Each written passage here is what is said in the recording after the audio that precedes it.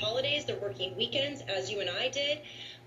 For what? To be treated like a piece of you-know-what, and then to not even be able to be an authentic journalist and tell the truth and to say what's really happening. It's so warped. It's gotten so out of control. But back to how do we combat this? For the next 15 days prior to the election, more and more people are just getting fed lies by mainstream media. What 60 Minutes did, in my opinion, is so highly unethical. They twist and turn, and they will not release the full transcripts. I mean, isn't there such mistrust in that? Don't people just look back and say, what are you hiding? What is going on? I do believe that Kamala Harris, it's really difficult for her to just go off the cuff, and we know this. You and I have done press conferences before. We've been the journalists asking the questions. I mean, you never know what kind of questions you're going to get. So this could potentially be the leader of the United States of America? Seriously? And she can't handle a press conference. She runs from those. Correct. And so I do think that this is why they're trying to, make her look a certain way and perceived a certain way to the American public. It's unethical. It's unethical to do that. And I think that they're in cahoots with big donors or whatever. That's another subject. But it's like it's all methodically done on purpose to manipulate the American people, in my humble opinion.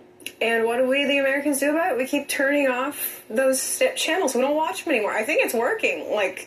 They're slowly, people are getting laid off. So the average journalist needs to ask, is it worth it to comply with this deceptive narrative the company's telling when the company treats you like garbage and eventually lays you off as it's self-destructing?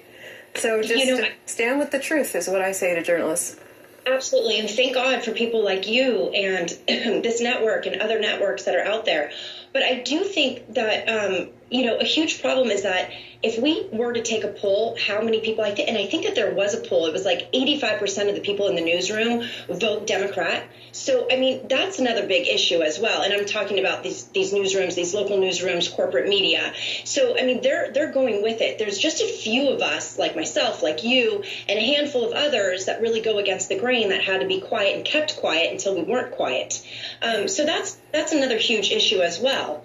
We're seeing a lot of the people who are actually telling the news and writing the news, they think one-sided, and their blatant bias is obviously showing at this point. We used to have to keep it all in check. We used to have to just be in the middle, tell both sides of the story, be storytellers. That's not happening anymore, and I've said this repeatedly. Journalists are now activists. So, we just need to also jump on this bandwagon and try to, continue speaking the truth. I couldn't imagine if CBS News did this to Trump. Can you imagine the outrage? Right. Or your network did this to Trump. Exactly. It's crazy. Wow. What a time to be alive with the media. It's something else. Thank you so much, Brittany Hopper, for coming on. Great talking to you. Thank you, Ivory.